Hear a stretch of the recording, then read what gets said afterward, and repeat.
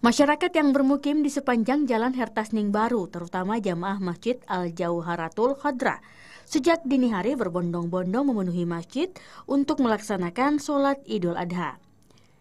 Minat masyarakat untuk melaksanakan sholat berjamaah di masjid yang setiap tahunnya melaksanakan sholat id ini cukup besar, sehingga badan jalan harus ditutup agar dapat menampung jamaah yang mencapai ribuan orang.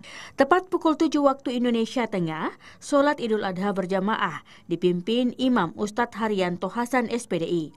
Usai pelaksanaan sholat Idul Adha, Ustadz Dr. Haji Muhammad Fauzi Basalama MM dalam khutbah berjudul Kehidupan Nabi Ibrahim dan Keluarganya sebagai teladan dalam menjalankan perintah Allah Subhanahu wa Ta'ala, menceritakan kisah Nabi Ibrahim yang mendapatkan perintah dari Allah untuk menyembelih anak sematawayangnya, Nabi Ismail alaihi salam.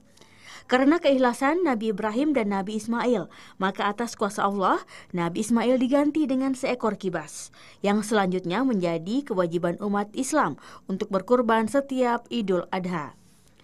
Pada bagian lain, ia mengemukakan selain ibadah, keikhlasan berkurban umat Islam yang dicontohkan Nabi Ibrahim juga berdimensi sosial, karena pada setiap hewan kurban, terdapat hak fakir miskin dan kaum duafa yang berhak menerima daging kurban.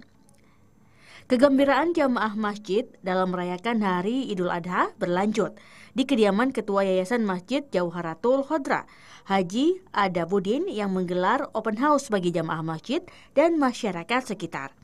Rangkaian ibadah Idul Adha dilanjutkan dengan penyembelihan 9 ekor sapi yang berasal dari keluarga besar Haji Adabuddin, Haji Muhammad Akbar, dan jamaah Masjid Jauharatul Khadra. Menurut Ketua Panitia Penyembelihan Junaid Kalubaco, daging kurban akan didistribusikan kepada warga sekitar Masjid Jauharatul Khadra dan warga lainnya yang berhak menerima.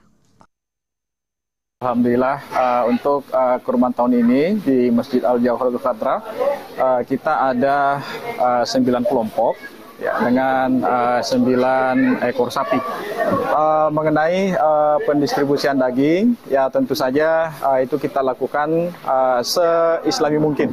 Ya, jadi sapi ini yang kita kurbankan kemudian dagingnya didistribusikan kepada utamanya kepada masyarakat yang ada di seputaran masjid, dan meskipun sebenarnya di luar ring 1 itu ya kita masih mendistribusikan kepada mereka yang membutuhkan.